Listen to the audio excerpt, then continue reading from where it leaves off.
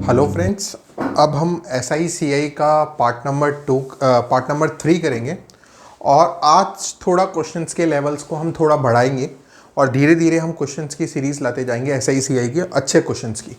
तो आज SICI का पार्ट नंबर 3 हम स्टार्ट करते हैं और देखते हैं इसमें कैसे क्वेश्चंस आते हैं। तो पहले मैं तरीका बता दूं कैसे करना है ये क्वेश्चंस, क्योंकि ये क्वेश्चंस बहुत बार पूछे जाते हैं आपके मेंस लेवल के एग्जाम्स के अंदर, चाहे वो SBI हो, चाहे IBPS हो, चाहे वो SSC हो।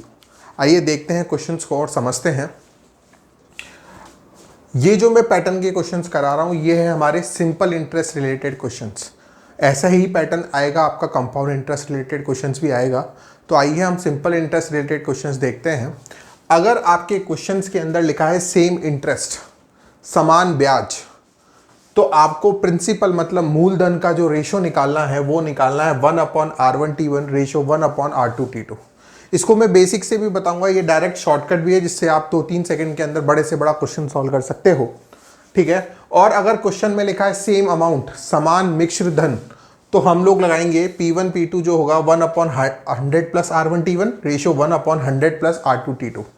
तो ये जो दो दिख रहे हैं आपको क्वेश्चंस, ये दो पैटर्न के क्वेश्चंस हैं जो भी समान हमारे सिंपल इंटरेस्ट के अंदर आते हैं, मतलब साधारण ब्याज के अंदर आते हैं।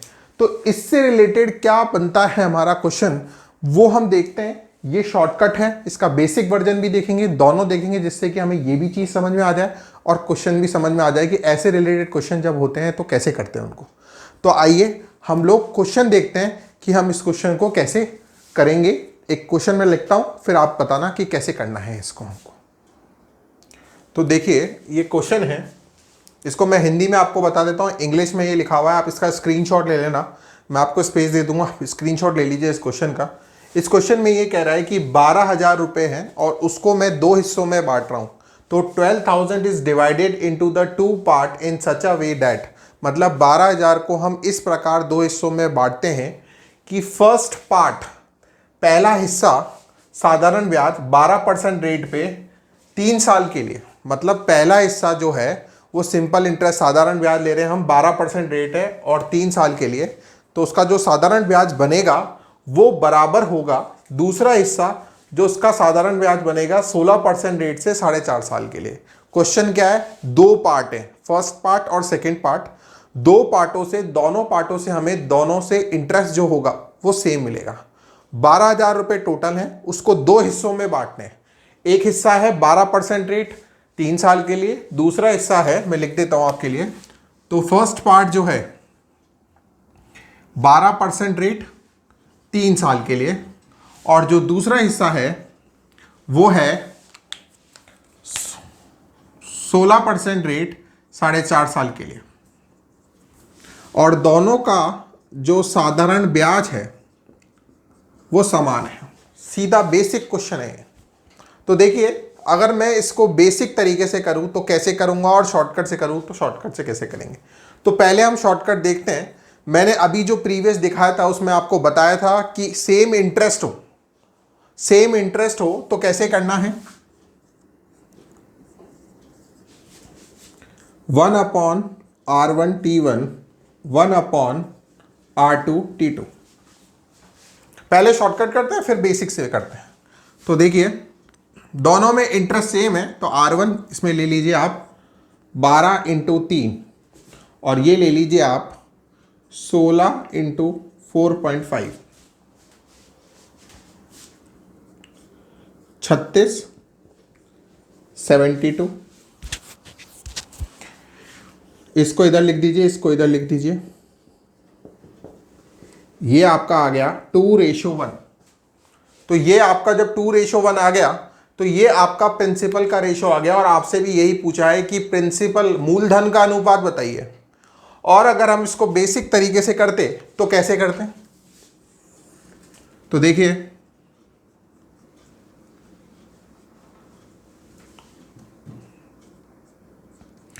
रेट ले लेते 12 × 3/100,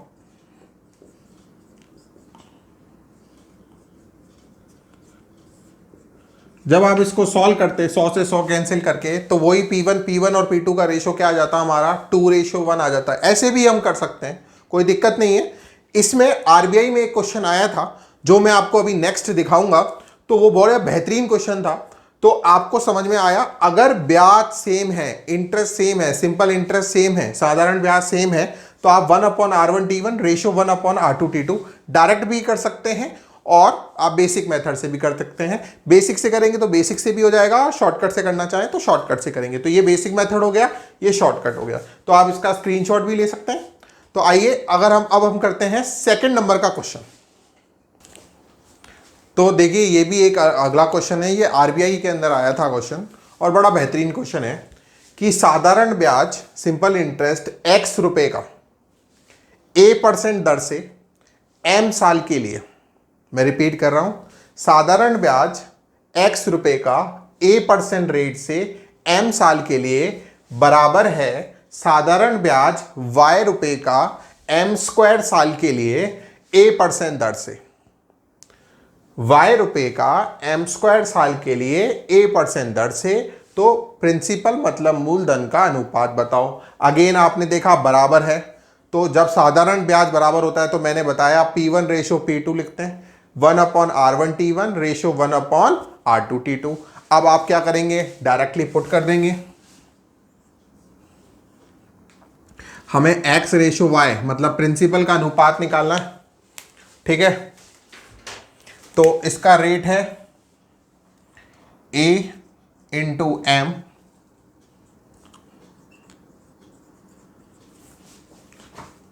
एक a से एक a कैंसिल, एक m से एक m कैंसिल, तो ये आया, तो ये हमारा आंसर आ गया am रेशो 1। तो होप सो ये आरबीआई वाला क्वेश्चन भी समझ में आया होगा। ऐसा एक और क्वेश्चन देखते हैं, फिर इसमें हम क्वेश्चन देखेंगे सेम अमाउंट का। अब तक क्या हो रहा है, ब्याज समान आ रहा है। अब क्वेश्चन आएगा वो भी साधारण ब्याज का आएगा, लेकिन ब्याज समान नहीं होगा, उसके अंदर मिश्र धन समान होगा। तो ऐसा का ऐसा एक और क्वेश्चन देखते हैं। आइए एक और क्वेश्चन देखते हैं बराबर ब्याज का, फिर हम बराबर मिश्र धन का देखेंगे, इक्वल अमाउंट का। तो इसमें बोला है एक आदमी ने 3 स्कीमों में पैसा लगाया है, 6 साल, 10 साल, 6 साल, 10 साल और 12 साल के लिए, और जो ब्याज की दर लेनी है वो 10%, 12% और 15% लेनी है। प्रत्येक स्कीम से हमें बराबर ब्याज मिल रहा है। देखो ये लाइन इंपॉर्टेंट है, ध्यान रखिए, इक्वल पकड़ लीजिए आप, इक्वल इंटरेस्ट, बराबर ब्याज। तो आइए इसको कैसे करेंगे।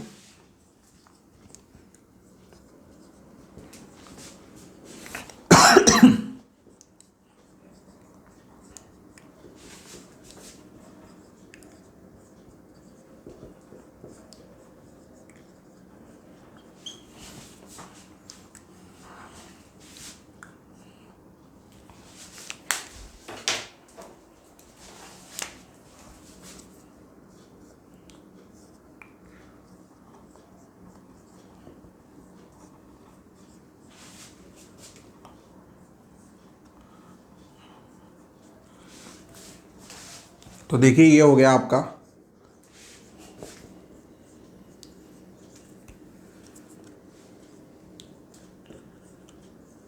60 की टेबल में कट जाएगा,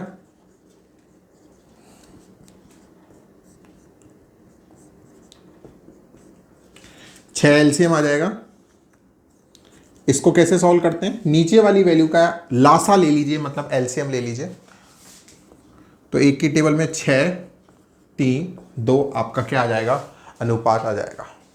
तो होप सो आपको ये वाला पैटर्न समान ब्याज का आपको अच्छे से समझ में आया होगा।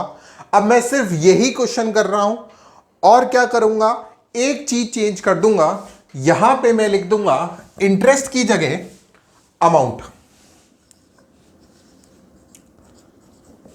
मतलब समान मिश्र धन मिले तो हमने अभी जो क्वेश्चन पढ़ा उसमें समान ब्याज पढ़ा था। अब हम क्वेश्चन पढ़ रहे हैं समान मिश्र धन मिले तो अगर कभी क्वेश्चन में लिखा हो समान मिश्र धन या समान ब्याज, तो आपका क्वेश्चन सेम रहेगा, बस थोड़ा सा पैटर्न चेंज हो जाएगा।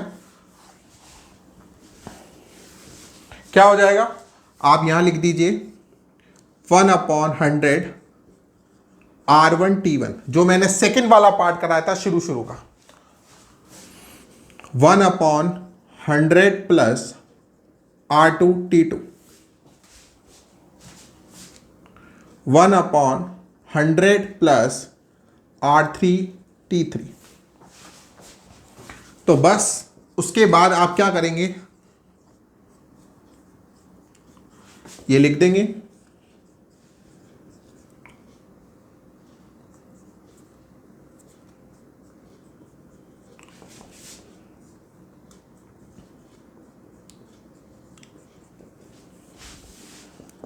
तो ये आपका हो जाएगा 160, ये आपका हो जाएगा 220 और ये आपका हो जाएगा 280। फिर आप क्या करेंगे, इसको इतना सिंप्लीफाई करके वही एलसीएम लेके आप इसको क्या कर लेंगे, सॉल्व कर लेंगे। तो इसमें एक बड़ा इंटरेस्टिंग क्वेश्चन है जो पिछले हर साल रिपीट होता है क्वेश्चन इसी सिंपल इंटरेस्ट के अंदर। तो वो वाला क्वेश्चन देखते हैं कि अगर वो क्वेश्चन सिंपल इंटरेस्ट में आए और समान मिश्र धन हो, सेम अमाउंट हो, तो उसको कैसे करेंगे। तो आप इसको सॉल्व कर लेना। तो आइए अब हम नेक्स्ट क्वेश्चन देखते हैं और समझते हैं।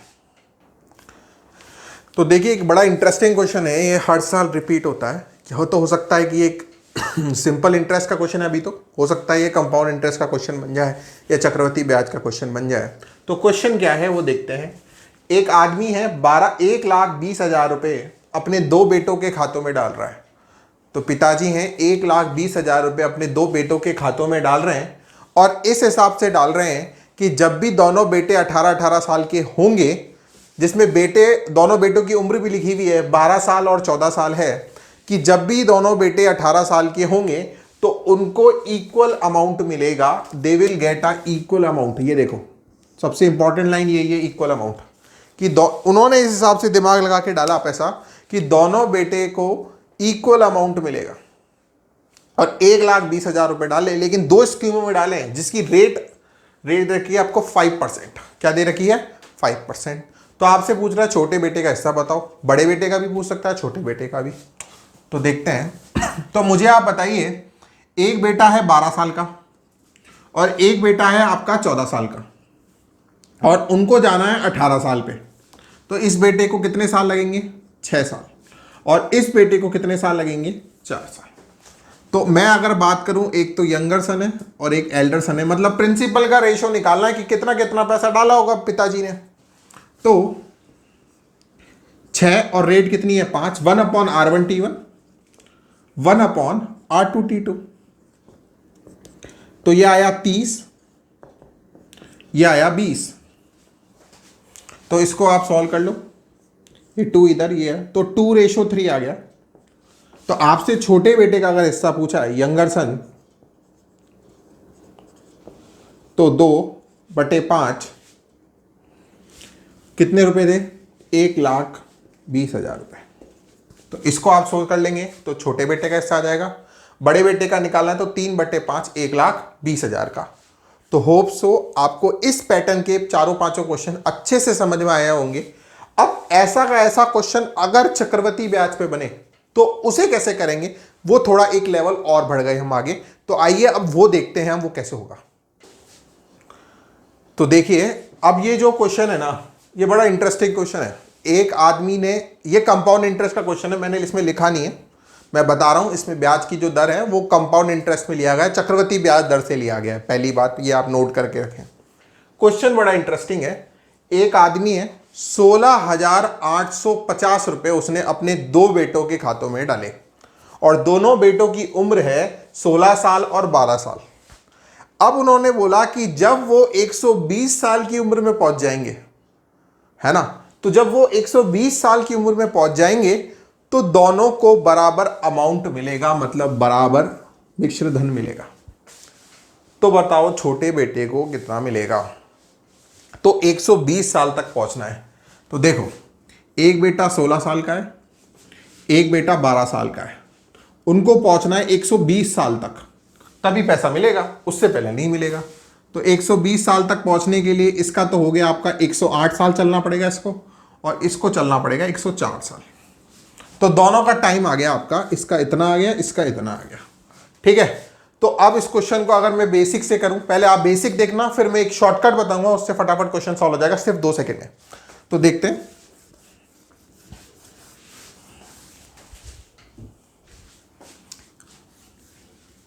दोनों का अमाउंट सेम है, मतलब दोनों का मिश्र धन सेम है। तो मैं मान लेता हूं इसने P1 पैसा लगाया 33, 1/3 को मैं क्या लिख सकता हूं, 1/3, तो यहाँ 1/3 लिखा। अगर यहाँ पे मैं सबसे बड़ा बेटा लूँ, मतलब उसको कितने साल चाहिए होंगे, 108 साल। ठीक है, और बेसिक से कर रहे हैं हम लोग बिल्कुल।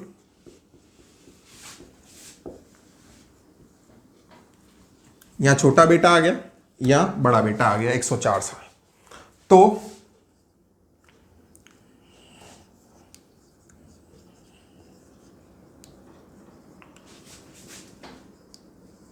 ये आपका हो गया 4/3 104 P1 अपॉन P2।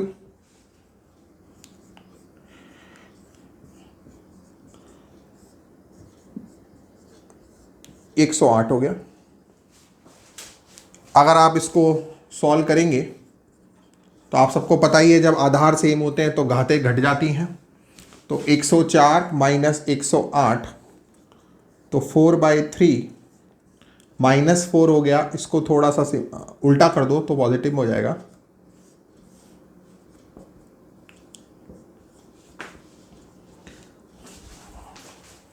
तो आपका जो P1 P2 का रेशो आया वो आया आपका P1 और P2 का जो रेशो आया आपका वो 81:56 आया।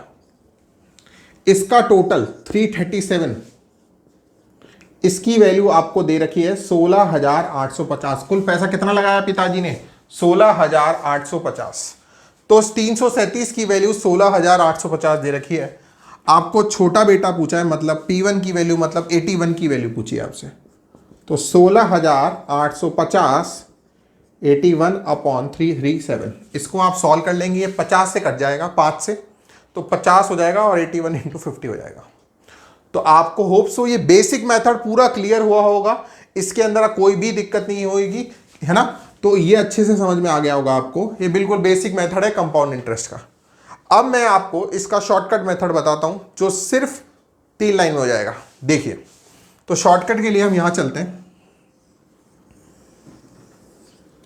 शॉर्टकट देखिए, और उसको समझने, शॉर्टकट आया कैसे ये भी आपको कंसेप्ट क्लियर हो जाएगा। आप बोलोगे सर 33.5% जो है वो 1/3 है, ठीक है। तो ये वैल्यू 3 थी, 3 में ये ऊपर 1 जोड़ दो, कितनी हो गई, 4। 3 से कितनी हो गई, 4। अगर सपोज यहां 2 होता तो 3 में 2 जोड़ा तो यहां 5 आ जाता। अब बस ये देखो दोनों बेटों के अंदर गैप कितना है, कितने साल का गैप है। तो एक है अपना 16 साल का और एक है 12 साल का, 4 साल का गैप है। तो पावर 4 कर दो, तो ये देखिए डायरेक्ट आपका 81 हो गया और ये हो गया आपका 256। जो अपने इतना सॉल्व किया 81 256, वो करना ही नहीं पड़ा। अब मुझे बताओ मैंने पावर 4 क्यों ली। ये भी आपको यहां देखो, जब आप माइनस कर रहे हो तो यहां 4 ही तो आ रहा है। इसका मतलब वो क्या है, दोनों बेटों के गैप कितना है, दोनों बेटों के बैच में जितना गैप होगा उतना ही तो डिफरेंस आएगा। तो यहां आप डायरेक्ट पावर 4 लिखा तो 81 256 हो गया। तो इतना बड़ा सॉल्यूशन अब ये 3 लाइन में हो गया। अब आप लिख दोगे वही 337 की वैल्यू कितनी, 16,850, राइट। अब आपको किसकी वैल्यू निकालनी है, छोटे बेटे की, मतलब 81 की वैल्यू निकालनी है। तो ये आपका क्वेश्चन बहुत ही आसान शब्दों में और बहुत ही इजी तरीके से आपका ये क्वेश्चन हो गया। तो ये मेरा था पार्ट नंबर 3। अब मैं नेक्स्ट पार्ट नंबर 4 लाऊंगा, उसमें कोशिश करूंगा कि क्वेश्चन आपके यहां लिखा हो और सॉल्यूशन आपका मैं करा दूं, जिससे थोड़ा सा क्वेश्चन मेरे को हो सकता है आपको दिख नहीं रहा हो, तो हम वो देखेंगे। Thank you so much. अगर आपको ये वीडियो अच्छा लगता है तो प्लीज़ लाइक, सब्सक्राइब और शेयर करो ज़्यादा से ज़्यादा, क्योंकि अब आने वाले टाइम पे और अच्छे से अच्छे क्वेश्चंस मैं लाऊंगा और मैं कोशिश करूंगा कि आपसे बहुत टफ से टफ क्वेश्चन लाऊं, आप इसका क्वेश्चन सॉल्व कर पाए। Thank you.